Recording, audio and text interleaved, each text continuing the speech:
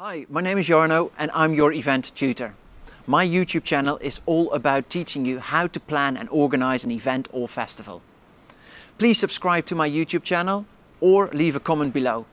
But first, enjoy this video. I'm here with Malia and we're going to talk about event planning and fundraising for your event. Malia, can you please introduce yourself? Yes. My name is Malia Mullen, and I have been working in the event planning arena for the majority of my career. I started in corporate business-to-business event planning, as well as on a sales team. And that's where most of my events were centered, were in the corporate arena. And then I moved into nonprofit fundraising for, I'd say, about 75% now of the time that I've been working. And my specialty has become nonprofit strategy and fundraising, and especially doing events with no budget. About event planning in general, what would you say, where would you actually start when you want to organize an event? You might already have an idea. Mm-hmm. Then what? What should people do? From a nonprofit or an NPO perspective, when you come up with an idea for an event, again, you don't start with I have this much money and we want to do this event. So it's a lot different to start from I have no money and I want to do this event. So instead of looking immediately at venues and plans and guest lists and catering and food or whatever you're going to need for whatever particular kind of event you're doing, you have to look at how can I make this event self-sustaining? Or how can I use this event to either bring awareness to a cause that will bring sponsors to the table, or that I can use it as a fundraiser to then not only pay for itself, but also support my organization, whatever that organization may be. So in an NPO situation, what you start with in an event is creating the strategy for making your event self-sustaining. So if you're going to do an event like a social event, then often you look at, can I sell tickets? Can I do a raffle? A lot of states, particularly in the United States and a lot of places in Europe, have rules about raffles and giveaways and that kind of thing. So you have to be careful about that. So those are what you start looking into, is how do I get the money? Those are your very first steps. Once you've designed a strategy for how you're going to find the money, then you can start talking to the venues and the caterers and all of the people that you need to make the event happen. And you have to be able to say to them, this is my funding structure, this is my strategy, this is how it's going to work. Are you okay with that? So for example, I hosted an event, I worked with a team here with Equal Marriage Alliance Japan back last February, and we did many events, but our main event was our second anniversary, and we had to say to the restaurant that was hosting the event, we are going to raise the funds through the event, through ticket sales and a raffle. Are you okay with getting paid secondarily and not up front? And they were, and so we were lucky. But those are the kinds of questions you have to start asking then at the beginning of your planning process, is, are people going to be okay with how you're going to pay for the event? Are they willing to basically take a risk on you? And typically they are, because you're a nonprofit, but sometimes you'll get people who aren't. You just have to be able to explain it. So you just mentioned in your example finding the venue and telling the venue, well, actually, you will not get paid until after we have raised the funds. How do you approach a venue with that idea? Is it, because normally, we're all in it to make some money, especially a venue. How do you package that to them and say, you know what, this is an amazing deal for you?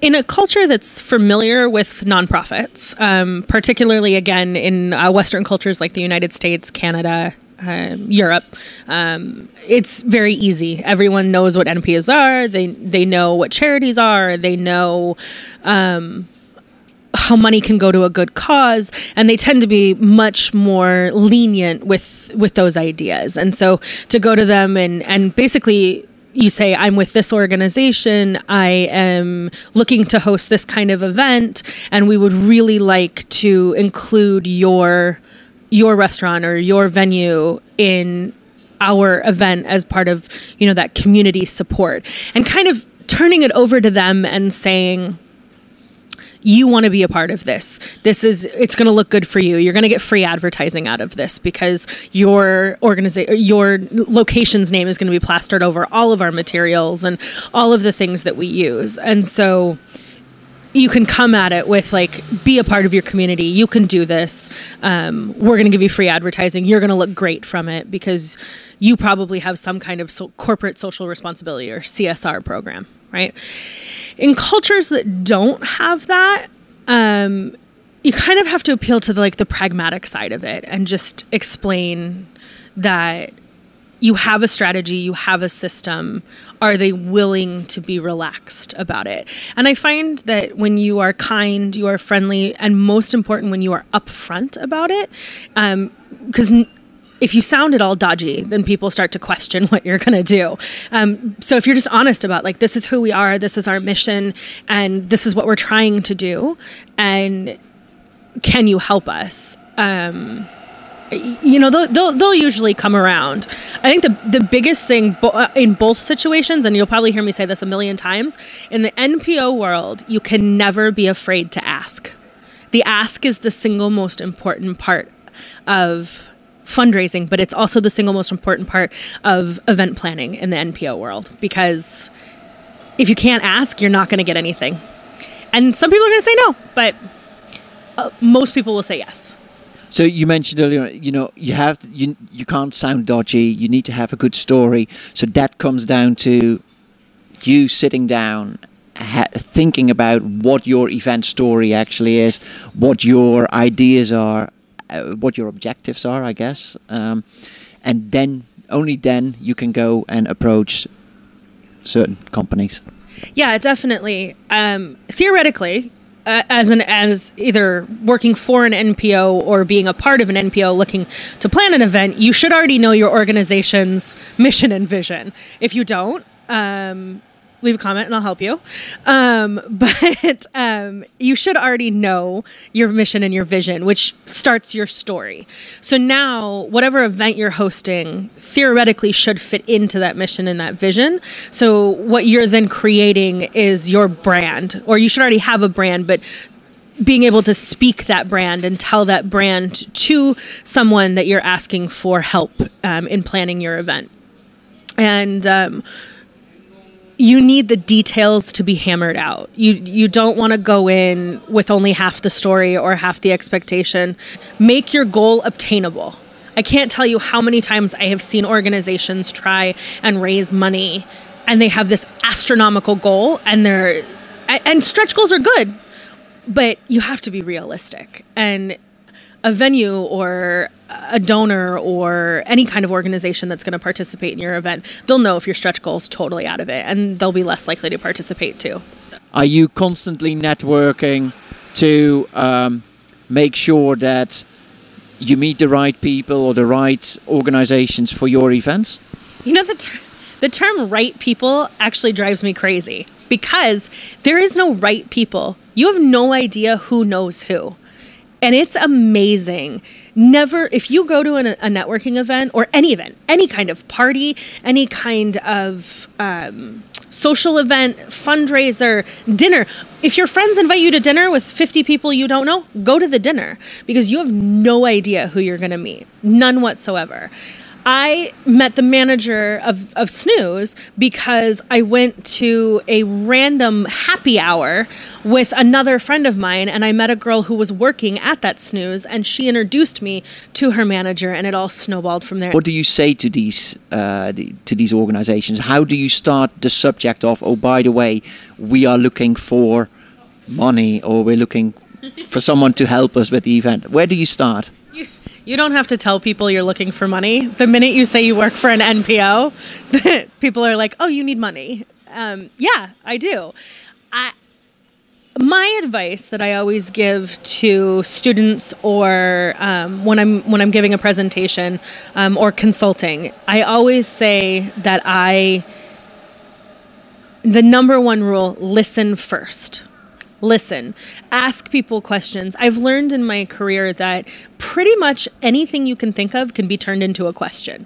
So as much as you want to start off with being like, oh, I work for this nonprofit and we do this, this, this, and this, you can easily turn that on its head and ask, oh, what do you do? And then when they come back with what they do, it's very easy to be like, oh, and what do you think of this and that? And oh, does that involve this? And eventually you will get around to what you do and how you can mutually benefit each other.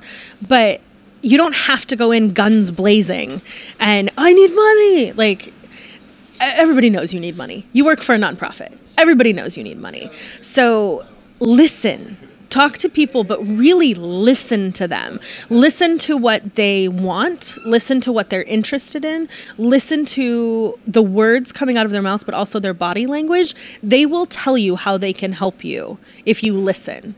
And some people, their monetary help isn't what's going to happen, but maybe they can help you with their time, with their network. I have who's now a friend, an individual that I met who's now a friend that is not a financial contributor, but his network has been amazing.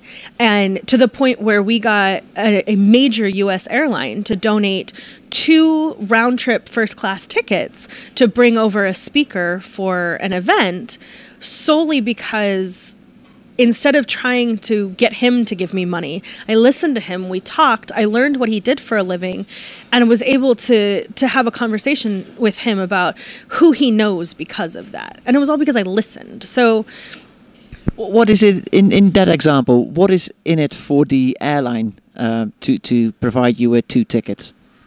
Fame and fortune.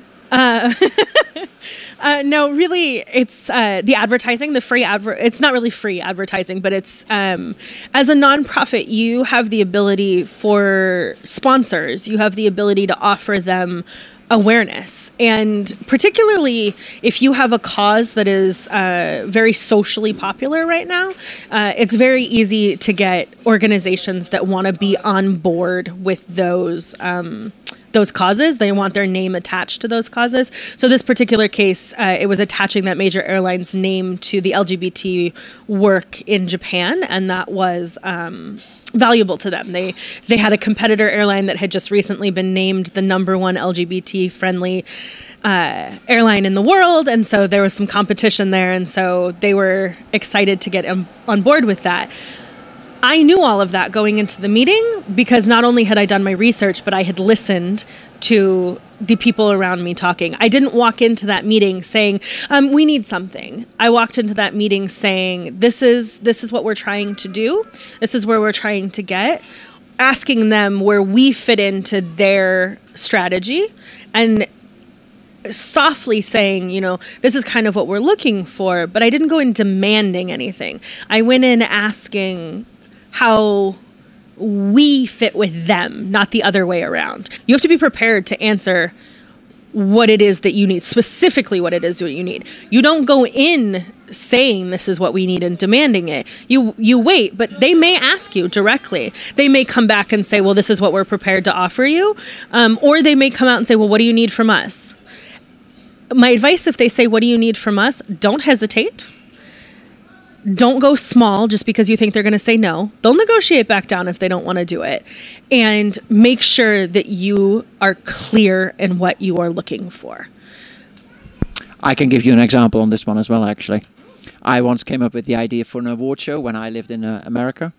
And I emailed a large company in the Bay Area, and I suggested this idea to them.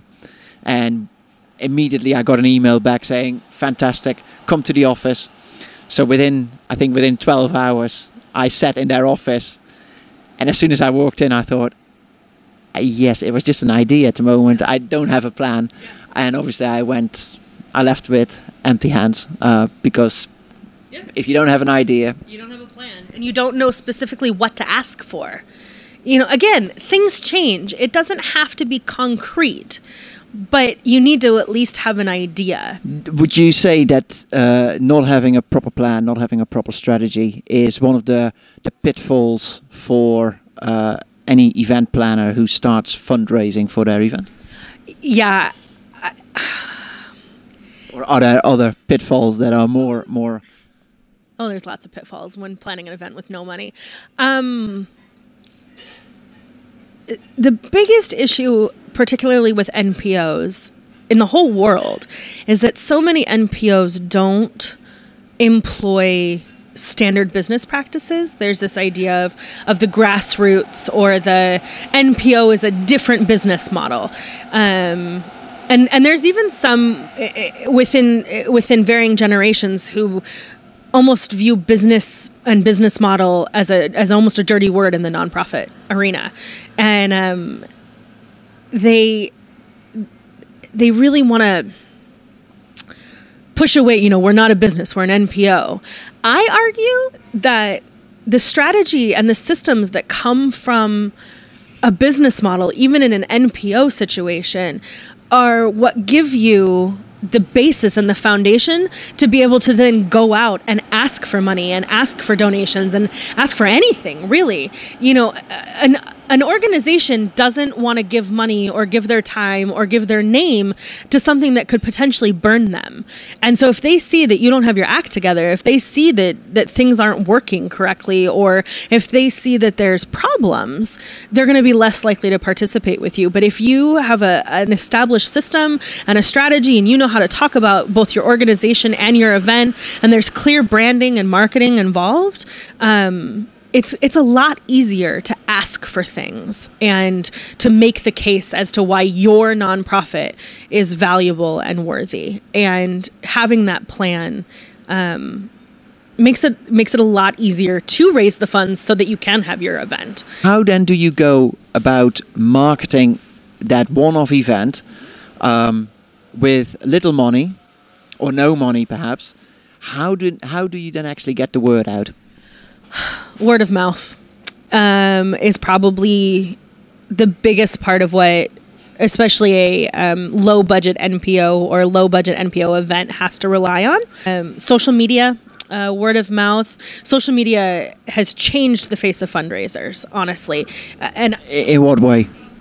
Getting the word out is so much easier now. You're not pasting flyers all over a town and getting a very marginalized group of people coming to your organization for this event. You're getting a very diverse group of people across a very large both socioeconomic table as well as a geographical table.